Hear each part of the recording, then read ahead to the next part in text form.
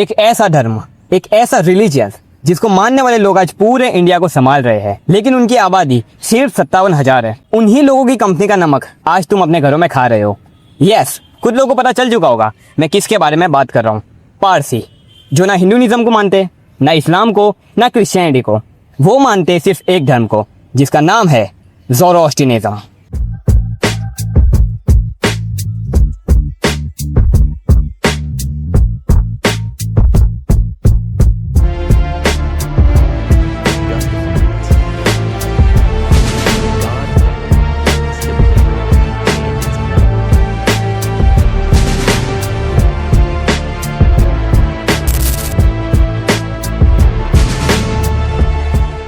ज़ोरोस्ट्रियनिज्म बनाया किसने? पारसी लोग किस अंबिया की उम्मत से है? ये किस पैगंबर को मानते हैं? कौन है ज़ोरोस्ट्रियनिज्म का द अननोन अंबिया?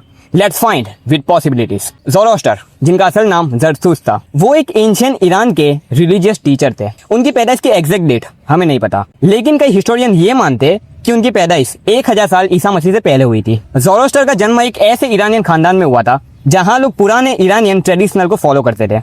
उनके वालिद का नाम पोडुसस्पा था और उनकी माँ का नाम डुगडोबा था। ज़ोरोस्टर अपनी जवानी में अपने आसपास के रिलीजन्स पर सवाल उठाते थे और उन्होंने अपने आसपास के लोगों को टीचिंग देनी शुरू करी।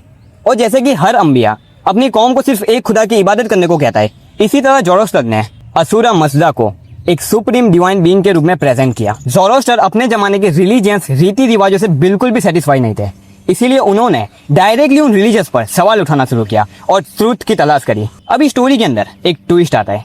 30 साल की एज में ज़ोरोस्टर को डिवाइन की तरफ से, परवरदिगार की तरफ से, खुदा की तरफ से एक रेवोल्यूशनल विजन मिला। जैसे कि अंबिया को नबूवत के लिए चुन लिया जाता है, उसी तरह ज़ोरोस्टर ने हर इंसान को सिर्फ एक खुदा की इबादत करने का मैसेज पहुंचाया। लेकिन ज़ोरोस्टर उन खुदा को, उन परवरदिगार को, उन सुप्रीम एनर्जी को असुरा मज़दा के नाम से प्रेजेंट करते थे। उनके नजदीक भी खुदा एक था, जैसा कि बाकी अंबियाओं के नजदीक था। शुरुआत में किसी ने भी ज़ोरोस्टर की बात नहीं मानी, एक्सेप्ट नहीं करी। सारे लोगों ने ज़ोरोस्टर की बात का इनकार किया, जैसा कि हर अंबिया के साथ होता है। जैसे कि अंबियाओं की कौम होती है जो उनकी बातों का इनकार करती है, बिल्कुल वैसे ही ज़ोरोस्टर के सारे लोगों ने उनकी बातों का इनकार किया। और अब ज़ोरोस्टर की पूरी लाइफ का सबसे बड़ा टर्निंग पॉइंट आया जब उन्हें एक ईरानियन किंग विस्तापा का सपोर्ट मिला। और इसी सपोर्ट के बाद उनका पैगाम धीरे धीरे पूरे ईरान तक फैलने लगा, पहुंचने लगा। और वो पैगाम था ज़ोरोस्ट्रियनिज्म। यानी ये जो रिलीजन मूवमेंट था, ये धीरे धीरे पूरे ईरान तक एक्सपांड हुआ। ज़ोरोस्टर की लाइफ भी बहुत ज्यादा मिस्टीरियस है। ज़ोरोस्टर की डेथ वो भी थोड़ी सी मिस्टीरियस है, क्योंकि उनकी डेथ की एग्जैक्ट डेट हमें नहीं पता। लेकिन कई लोग ऐसा कहते हैं कि उनकी डेथ 77 की एज में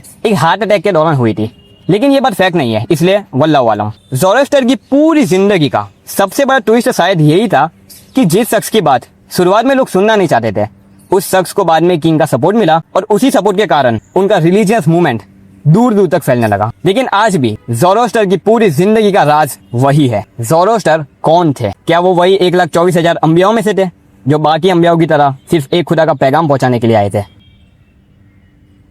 अब इस बात को लेकर मैं 100% श्योर नहीं हूँ, लेकिन अगर आप आज भी गूगल पर द ईरानियन प्रॉफिट सर्च करोगे तो गूगल इन्हीं का नाम सजेस्ट करता है। तो मे बी ये हो सकते हैं, मे बी ये 1,24,000 अंबियाओं में से हो सकते हैं, नॉट कंफर्म बट हो सकते हैं। ज़ोरोस्टर के मरने के बाद धीरे धीरे ज़ोरोस्ट्रियनिज्म पूरे ईरान में फैलने लगा, स्प्रेड होने लगा। और इसी ज़ोरोस्ट्रियनिज्म को फॉलो करने वाली हुकूमत पर्शियन एम्पायर उस वक्त की सबसे पावरफुल एम्पायर में से एक थी। लेकिन आज इतनी ज्यादा पावरफुल एम्पायर होने के बावजूद इसे मानने वाले लोग इंडिया में कैसे मौजूद है? उमर बिन खत्ताब की खिलाफत में, यानी खिलाफत उमर के दौर में मुसलमान और पर्शियन एम्पायर के बीच कुछ मेजर वॉर्स हुई, लाइक जंग कादसिया, जंग नहावत। इन जंगों में मुसलमानों ने पर्शियन एम्पायर को शिकस्त दी और पर्शियन एम्पायर की मिलिट्री बेस टूटने लगी, यहाँ तक कि इनका लीडर जसडेगर भी मारा गया। इसके बाद पूरे ईरान में इस्लाम एक डोमिनेट रिलीजन्स के तौर पे सामने आया। अब जो ज़ोरोस्ट्रियनिज्म धर्म को फॉलो करते थे, जो इस रिलीजन्स के अंदर लोग थे, उनके ऊपर थोड़ा सा रिलीजियस, सोशल और इकोनॉमी प्रेशर आ रहा था। इसीलिए वो लोग 7 से लेकर 10 सेंचुरी के बीच ईरान को छोड़कर इंडिया आ गए और गुजरात में सेटल हो गए। And if you don't know, now you know. My mentor also I learned a lot from his life, the tycoon of India sir Ratan Tata. वो भी इस कम्युनिटी से बिलोंग करते हैं। यहाँ तक कि इंडिया के बड़े बड़े faces like Boman Irani, madam कामा, दादा भाई नावरोजी, डॉक्टर होमी जहांगीर भाभा, साइरस पूनावाला, ये सारे बड़े बड़े फेस इसी कम्युनिटी से बिलोंग करते हैं, जिन्होंने इंडिया के लिए इतना कुछ कॉन्ट्रीब्यूशन किया है। अगर मैं उसके बारे में बताने गया तो ये वीडियो 3 से 4 घंटे की हो जाएगी। अब सवाल आखिर में यही आता है कि ज़ोरोस्टर कौन थे? और आगे चलकर इन्हीं लोगों को पारसी कम्युनिटी के नाम से जाना गया।